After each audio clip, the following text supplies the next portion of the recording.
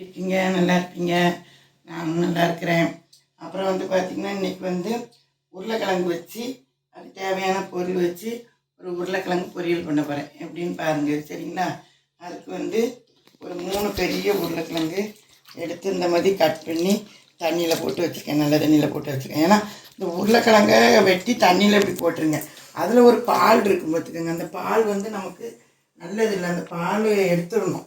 இந்த மாதிரி கிழங்குல சேனக்கிழங்கு, சேப்பங்கிழங்கு, இந்த மாதிரிலலாம் நம்ம இப்படி வெட்டி போட்டு அதில் ஒரு பால் இருக்கிறத எடுத்துடணும். அது நமக்கு நல்லதில்லை. அதுக்கு பிறகு தண்ணியிலையும் போடணும். இப்போ நான் பிகினர் பிள்ளைகள்லாம் பொண்ணுகள்லாம் இருப்பீங்களா, இது தடியாகவும் வெட்டிடக்கூடாது, ரொம்ப நைஸாகவும் வெட்டிடக்கூடாது. அதான் எப்படி வெட்டணும்னு வெட்டி வச்சுருக்கேங்கிறதுக்கு ஒரு அரை இதை நான் ரெடி பண்ணி வச்சுருக்கேன். இப்போ உருளைக்கிழங்கு இது மாதிரி நான் 3 உருளைக்கிழங்கு எடுத்து இது கட் பண்ணி வச்சுருக்கேன் பார்த்துக்கோங்க. அதில் உள்ள பாதி ஒரு கிழங்கை வெட்டி துவைச்சி விட்டு இப்படி பாதியாக எடுத்துகிட்டு இப்படி வச்சுக்கோங்க. என்ன பண்ணுங்க, இந்த மாதிரி ஒரு பாதியை இப்படி பண்ணிக்கோங்க. பண்ணிவிட்டு அதை தூக்கி இப்படி வச்சு அதுக்கு பிறகு இந்த இடத்துல வச்சு அதை 2ஆக இப்படி கட் பண்ணிடுங்க. கட் பண்ணிவிட்டு நம்ம ஒரு சைஸ் வச்சு இப்படி வெட்டணும்னு வச்சுக்கோங்க. இப்படி வந்துச்சுன்னா உங்களுக்கு நல்லா இந்த மாதிரி ரொம்ப தின்னுக்காக தடியாகவும் இல்லாமல் மெல்லிசாகவும் இல்லாமல் வந்துடும். அதுக்கு மருந்து கிழங்கு பார்த்தீங்களா, அதை இப்படி வச்சு வெட்டினோமா, இப்படி வச்சு வெட்டினோமா, இப்போ திரும்ப இப்படி வச்சு அதை இந்த மாதிரி இப்படி போட்டுருங்க. இப்படி போட்டுட்டு அதை திரும்ப இப்படி தூக்கி வச்சு அதில் இப்படி மத்தியில் ஒரு இது போட்டுருங்க. போட்டு இப்படி வெட்டினீங்கன்னா நமக்கு கரெக்டாக அதே மாதிரி வந்துடும் பார்த்துங்க. பிகினர் பொண்ணுகள்லாம் இருப்பீங்களா, இது வெட்ட தெரியாதாம்பிங்க. தெரிஞ்சவங்க வெட்டிக்கிட்டட்டும், தெரியாதவங்க எப்படி பொடிசா வெட்டேன்னா அந்த மாதிரி வெட்டி தண்ணியில் போட்டுக்கலாம். ஓகேங்களா? போட்டு நமக்கு இது கருக்கவும் செய்யாது. அதுக்கப்புறம் நான் அதை எப்படி பண்ணுறேங்கிறது நான் உங்களுக்கு சொல்கிறேன். ஓகேங்களா? அப்புறம் அதுக்கு தேவையான பொருள் 3 கிழங்கு போட்டு நல்லா இப்படி பண்ணி வச்சுருக்கேன். அதுக்கு தேவையான பொருள் ஆயில், எண்ணெய் ஆயில் எடுத்துக்கோங்க. அதுக்கப்புறம் கருவேப்பிலை, கடுகு, தாளிக்கிறதுக்கு சீரகம், வெங்காயம், இவ்வளவும் தாளிக்கணும். பார்த்திங்கன்னா எப்படி பொருளை பிரித்து வைக்கிறேனோ அப்படி பார்த்திங்கன்னா உங்களுக்கு நல்ல ஈஸியாக இருக்கும். எண்ணெய், கடுகு, சீரகம், வெங்காயம், கருவேப்பிலை இதெல்லாம் நம்ம தாளிக்க போகிறோம். சரிங்களா? தாளிப்பில் போடணும். அப்புறம் அதுக்கு முறை என்ன பண்ணணும், இந்த இருக்குது பார்த்திங்களா, இந்த காயை போடணும். காயை போட்டு அதுக்கு பிறகு மஞ்சத்தூள், கொஞ்சம் காஷ்மீர் சில்லி ஒரு இதுக்கு ஒரு 3/4 டீஸ்பூன் எடுத்துருக்கேன். மஞ்சத்தூள் ஒரு அரை டீஸ்பூன் எடுத்துருக்கேன். இது அரை. அப்புறம் இது நம்ம வெறும் சில்லி பவுடர், குழம்பு மிளகாத்தூள் வேண்டாம், வெறும் சில்லி பவுடர் இதுக்கு 1.5 ஸ்பூன் எடுத்துருக்கேன் டீஸ்பூனுக்கு காரத்துக்கு. அப்புறம் கொஞ்சோடு ஒரு அரை டீஸ்பூன் பெப்பர் எடுத்துருக்கேன். வேறு கொஞ்சம் பெருங்காயம் போட்டுக்கணும். அப்புறம் பார்த்திங்கன்னா பூண்டு 2 பல், வாசத்துக்கு 2 பல் பூண்டை தட்டி வச்சுக்கணும். இந்த பூண்டு நான் உங்களுக்கு எப்பவும் போடுறேன்னு சொல்கிறேன். ஓகேங்களா? போட்டு தாளித்து கூட்டை எப்படி இந்த பொரியலை எடுக்குங்கிறத பாருங்கள். ஓகே, அது எப்படி வைப்பேன்னு சொல்கிறேன்னா,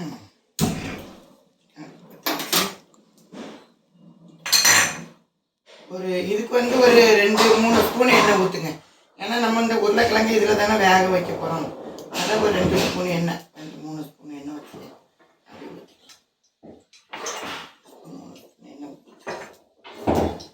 அப்புறம் கடுகு போடலாம்.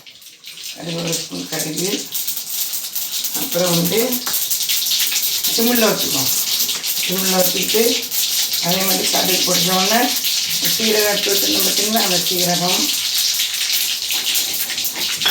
அப்புறம் கருவேப்பிலை. அப்புறம் வெங்காயம் 2 சின்ன பல்லாரி நான் நறுக்கி வச்சுருக்கேன். ஓகேங்களா? நீங்கள் பெரிய பல்லாரினா 1 நறுக்கி வச்சுக்கோங்க.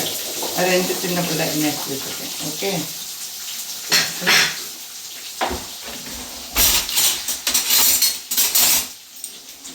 இப்போ அடுப்பை கொஞ்சம் ஏற்றி வச்சுக்கலாம்.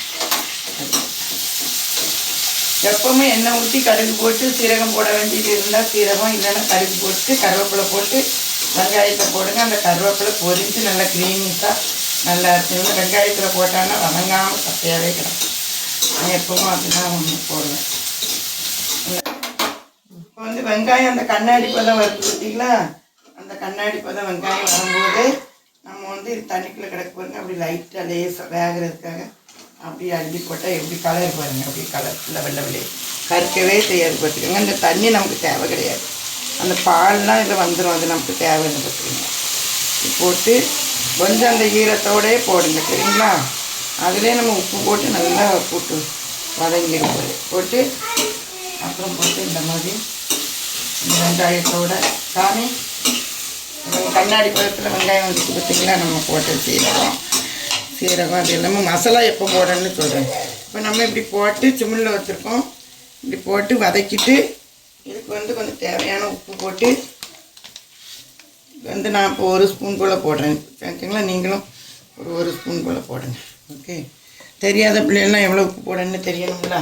தெரிஞ்சவங்களுக்கு பிரச்சனை இல்லை, தெரியாதவங்க ஒரு ஸ்பூன் டீஸ்பூனுக்கு போட்டுக்கோங்க. போட்டு அடுப்பை ஏற்றி வச்சு அதை நம்ம அள்ளி தண்ணியோடு இப்படி புழிஞ்சு போட்டோம் பார்த்தீங்களா. அந்த தண்ணி அந்த உப்பு அந்த இதோடு உங்களுக்கு அடி பிடிக்காமல் நல்லா உப்பு பிடிச்சி வந்துடும். அதுக்கு பிறகு நான் எப்போ மிளகாத்தூள் இதெல்லாம் போடுறேங்கிறத நான் உங்களுக்கு சொல்கிறேன். அந்த புழிஞ்சு போட்ட தண்ணி அதோட அந்த நீர் கொஞ்சம் தண்ணியோடு அடி போட்டோம் பார்த்தீங்கன்னா அதுலேயே நல்லா இப்படி வந்துடும். இப்போ காமி இந்த மாதிரி அரை ரெக்கார்டு இப்போ வந்துச்சு. உருளைக்கிழங்கு பாருங்கள் அரைவாசி வந்துச்சு இப்படி. இப்போ வந்து நம்ம வந்து என்ன பண்ணுறோம், மற்ற மிளகாத்தூள் இல்லை உப்பு தாளிப்பு எல்லாம் போட்டு கூட்டு குறையவே குறையாது, உங்களுக்கு அடி பிடிக்காது பார்த்துக்கோங்க. இப்போ வந்து நம்ம அந்த மஞ்சத்தூள் அப்புறம் வந்து இந்த காஷ்மீர் சில்லி ஒரு 1/2 ஸ்பூன் வச்சுருந்தோம் பார்த்தீங்களா, இதுக்கு ஒரு காரம் இருக்காது இது. அப்புறம் வந்து பெப்பர் ஒரு அரை டீஸ்பூன் பெப்பர் வாசத்துக்கு இதெல்லாம் போட்டு வச்சு பாருங்கள். இந்த கூட்டு அவ்வளோ ஹைலைட்டாக இருக்கும். நம்ம காரத்துக்கு எடுத்துருக்கிறது இதுக்கு ஒரு பாருங்க ஒரு 1.5 ஸ்பூன் தான். இது ஒரு 1.5 ஸ்பூனு சில்லி பவுடர். நான் 3 கிழங்குக்கு இவ்வளோ எடுத்துருக்கேன், நீங்கள் பார்த்துக்கோங்க சரிங்களா. அதுக்கப்புறம் வந்து லேசாக இதெல்லாம் போட்டு லேசாக பெருங்காயம் தூக்கி கொடுக்கும். பாருங்க இவ்வளோட பெருங்காயம் ரொம்ப போட்டுறாங்க. இன்னும் ஒரே ஒரு பொருள் போடணும். இப்படி போட்டு பாருங்க இதோட போட்டு இதில் இந்த மசாலா சேர்ந்து ஒரு பாதி இந்த இது வந்து உங்களுக்கு கூட்டு அடி பிடிக்காது, கூட்டு குறையாது. நான் சொல்கிற மாதிரி செஞ்சு பாருங்கள், அவ்வளோ சூப்பராக இருக்கும் பார்த்துக்கோங்க. போட்டு நல்லா அந்த மாதிரி சிம்மிலே வச்சு ஒரு பெரட்டி அடியெல்லாம் பிடிக்காது. எல்லாம் போட்டிங்களா இந்த மசாலா வாடை போகணும். போட்டு நல்லா கிண்டிட்டு மூடி என்ன பண்ணிட்டீங்களா அந்த கூட்டை வந்து ஒரு வாசனை தூக்கி கொடுக்கும். அது வந்து இப்போ நம்ம மூடி வச்சு சிம்மில் வச்சு பாருங்கள். வந்து நான் போடுற நேரம் நீங்கள் மசாலா போடுங்க. வந்து வெங்காயம் தாளிப்பு கிழங்கு பாதி உப்புல அவிஞ்சிச்சு, அதுக்கு பிறகு மூடி வச்சு அவிச்சிட்டு அப்புறம் வந்து நான் போட்டேன் பார்த்தீங்களா மசாலா, அந்த இதை பாருங்கள் அடியே பிடிக்கல பாருங்கள் எப்படி இருக்குன்னு பாருங்கள். அது மாதிரி நம்மளுக்கு கூட்டு எவ்வளோ காய் போட்டோமோ அப்படியே வெந்து பாருங்கள். கூட்டை பாருங்கள் கஷ்டமாக வெந்து அப்படி இருக்கும், நல்லா கூட்டு இருக்கும் பார்த்துக்கோங்க. இப்படி பண்ணிங்கன்னா நல்லா நிறைய சாம்பார் நிறைய சாதம் தயிர் சாதம் இது கூட இப்படி மோர் குழம்பு இப்படிலாம் வைக்கிற அன்றைக்கி இந்த கூட்டு வந்து. அப்புறம் வந்து ஒன்று ஹைலைட்டாக போடுறேன்னு பார்த்திங்கன்னா இந்த பூண்டை 2 பல் தட்டி வச்சுருந்தேன் பார்த்திங்களா, அதை போட்டுட்டோன்னா கறி ஒரு மாதிரி வாசம் வந்துடும் பார்த்துக்கோங்க. இப்போ நம்ம இது வந்து 2 பல் தான் சும்மா அப்படி தட்டி போட்டுட்டு நம்ம தாழ்த்தத்துலலாம் போடக்கூடாது. இப்போ லாஸ்ட்டில் நமக்கு நல்ல 2 பல் பூண்டு தான் போட்டு எவ்வளோ நீங்கள் கூட்டு வச்சாலும் 2 பல் தட்டி போடுங்க. போட்டு லேசாக அடுப்பு இப்படி ஏற்றி வச்சுக்கிட்டு வச்சு 2 பெரட்டி நம்ம சிம்மில் இன்னும் ஒரு சிம்மில் வச்சு 1 நிமிஷம் வச்சு கூட்டை எடுத்து காமிக்கணும் உங்களுக்கு. ஓகேங்களா பாருங்கள் அவ்வளோதான். பூண்டு போட்டு 2 செகண்ட் வச்சுட்டு அந்த பூண்டு அந்த கொஞ்ச நேரம் அந்த வாசனை பிறகு பூண்டு போட்டு கிண்டி நல்லா சிம்மில் போட்டு அப்படியே எடுத்துருங்க. எடுத்துட்டு அப்புறம் வந்து இதை வந்து மேலே லைட்டாக அப்படி மல்லித்தலை தூவி இருந்த மல்லி இருந்தால் போடுங்க, இல்லைன்னா வேண்டாம். ஓகேங்களா இருந்தால் அப்படி போட்டு அடுப்பை வெளியில் போட்டு அடுப்பை ஆஃப் பண்ணிடுவோம். புது பண்ணி தெரியாது ஆஃப் பண்ணிடுவோம். கூட்டு பொரிச்ச கூட்டு எப்படி வந்துட்டு பார்த்தீங்களா லைட்டாக இந்த மாதிரி வந்துடும். இப்போ நம்ம உப்பு காரம் டேஸ்ட்லாம் பார்த்துக்கலாம். பாருங்க 3 கிழங்குல நமக்கு எவ்வளோ கூட்டு இருக்குது. ஓகே இப்படி எடுத்து இது தயிர் சாதம் இன்றைக்கி மோர் குழம்பு எல்லாத்துக்கும் சாப்பிட்லாம். உருளைக்கிழங்கு நான் சொன்ன மாதிரி உங்களுக்கு மசாலா நிறைய தெரிஞ்ச மாதிரி இருக்கும். ஆனால் செஞ்சு பார்த்தீங்கன்னா வேலை ஈஸி. இந்த அடி பிடிக்காமல் சில பேர் அடியில் வந்து தண்ணிக்குள்ளெல்லாம் போடாமல் ஒரு சும்மா நறுக்கி அப்படி போட்டோன்னா அடியில் சுத்தமாக பிடிக்கும் பார்த்துக்கோங்க. இந்த பாலெல்லாம் தண்ணியில் போட்டு எடுத்துட்டு நீங்கள் அதுக்கு மேலே புளிஞ்சு போட்டு சொன்ன மாதிரி எப்படி எப்படி போட்டனோ அதே மாதிரி வைங்க. சூப்பராக இருக்கும் பார்த்துக்கோங்க. இப்போ சாட் போதும்.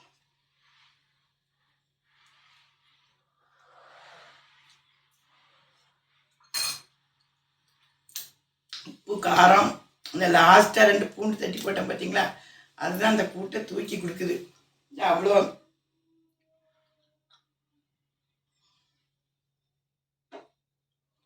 அவ்வளோ ஹைலைட்டாக இருந்துச்சு. இதே மாதிரி நீங்களும் இதே மாதிரி ஒரு கூட்டு வச்சு பார்த்துட்டு எப்படி இருக்குன்ட்டு சொல்லுங்கள். ஓகே ஃப்ரெண்ட்ஸ், அப்புறம் என் சேனலுக்கு ஷேர் பண்ணுங்கள், லைக் பண்ணுங்கள், சப்ஸ்கிரைப் பண்ணுங்கள். ஓகே, பொட்டேட்டோ பொரியல் கூட்டு. Okay, by.